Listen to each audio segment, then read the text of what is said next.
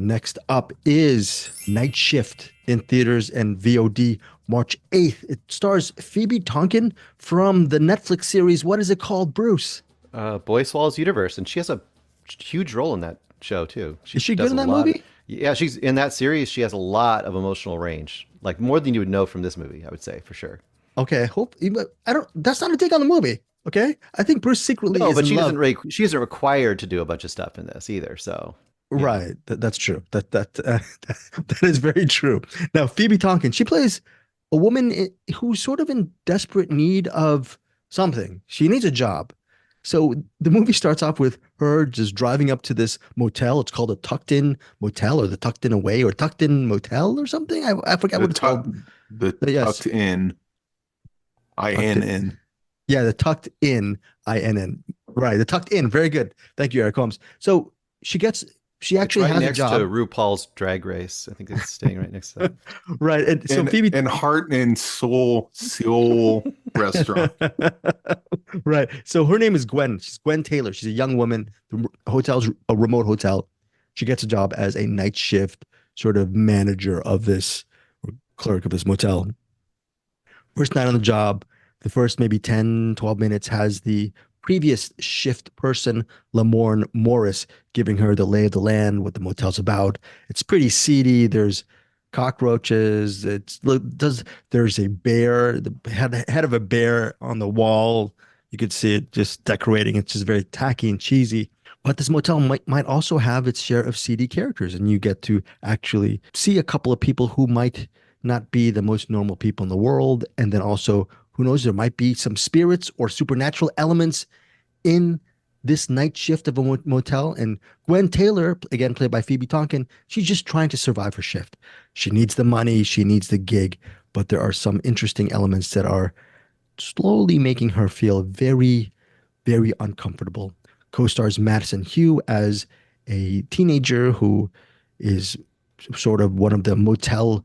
She's spending the night at the motel as well, and then there's also a couple, a rich couple who comes in the middle of the movie with some very huge demands, and they're a bunch of a-holes. One of them is played by Patrick Fischler. He's a very good character actor. So that is the premise of Night Shift. It is written and directed by Paul and Ben China. They are twin brothers, are known as the China brothers. I told Eric Holmes that the movie's only 82 minutes. Okay, so this is a quick watch. It's a horror thriller kind of movie. Bruce, Night Shift, did it work for you? Some parts of it work for me. This is one of those movies where it's kind of easy because it's like really focused, right? You've got one crazy night. What's going to happen in one crazy night? Like one of those kind of movies, kind of, where it's like she's in this setting, very unsettled. She doesn't know what to expect, and things just keep happening weirder and weirder. Now, I think they're very obviously they are fans of Psycho because there's a lot of references to Psycho, not just being a motel out in the middle of nowhere, but you've got all these weird things like they've got the pool that's empty with a pit in the bottom of it. Like, whoa, things buried in there.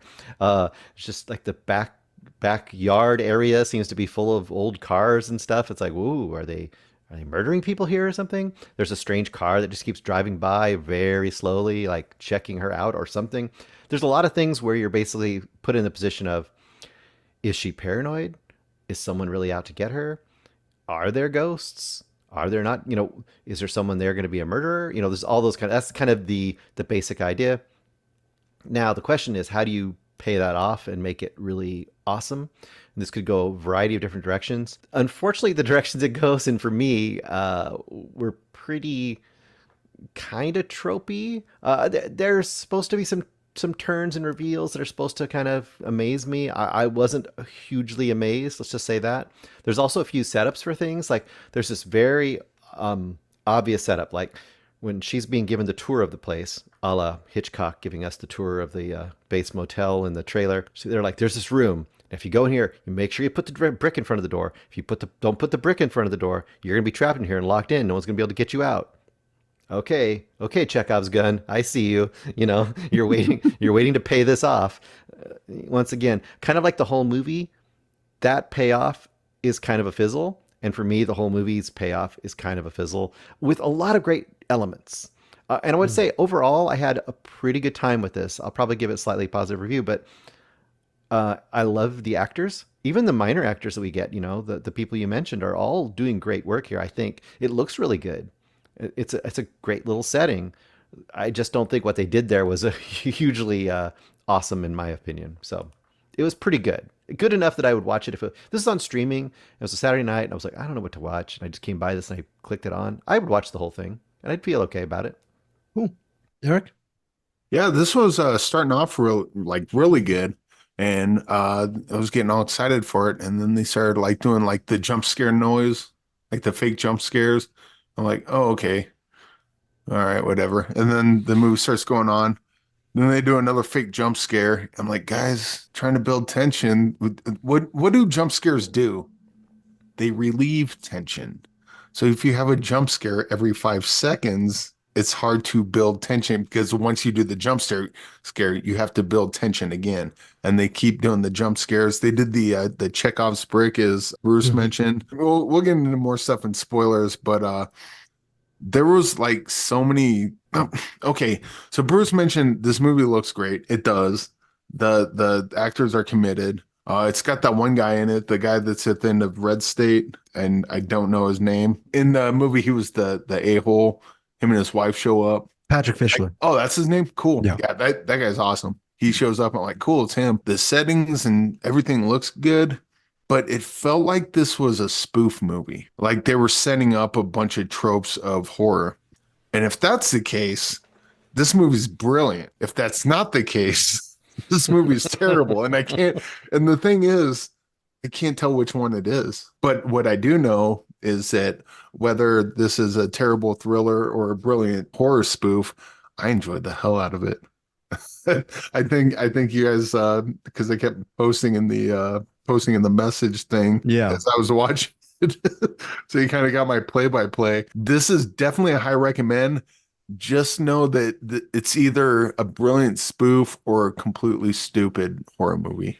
And I'm not sure Mm. which one. I'm honestly not sure which one it is. But again, if it was still a stupid horror movie, you enjoyed it, right? It's still enjoyable Yeah. because of the Yeah. final product, right? And Interesting. the thing is, if it's a stupid horror movie, I'm probably laughing at it for the wrong reasons. If it's a brilliant horror or brilliant spoof movie, I'm laughing at it for the exact right reasons. But Yes. Well, without giving too much, we're going to talk about spoilers, folks, after we're done yeah, on recording the this Patreon, check us out.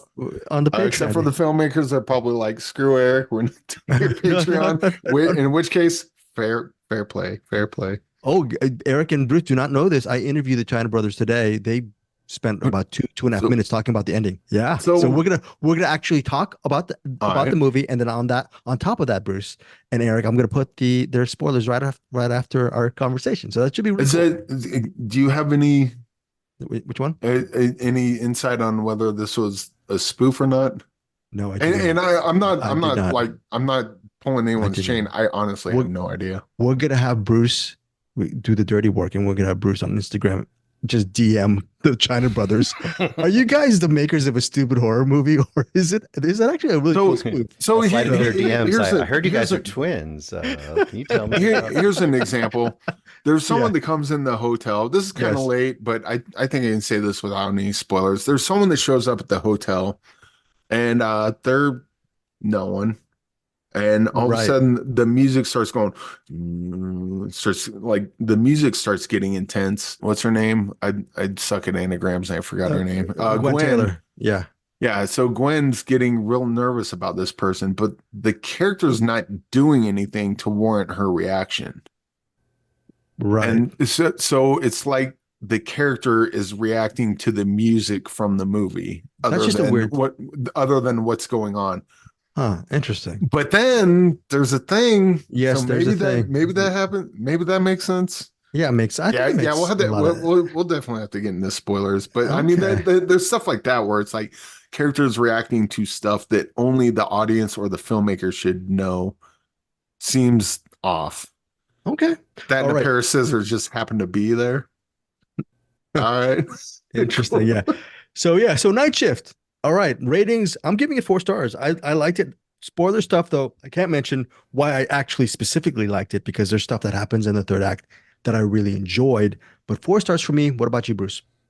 I'll probably go 3 stars, and I think that Eric is definitely on something there. I feel like for me, I think I agree. It's like a great satire slash spoof slash sly comedy that doesn't quite tip it enough to fully land, but it is still entertaining in its own right enough.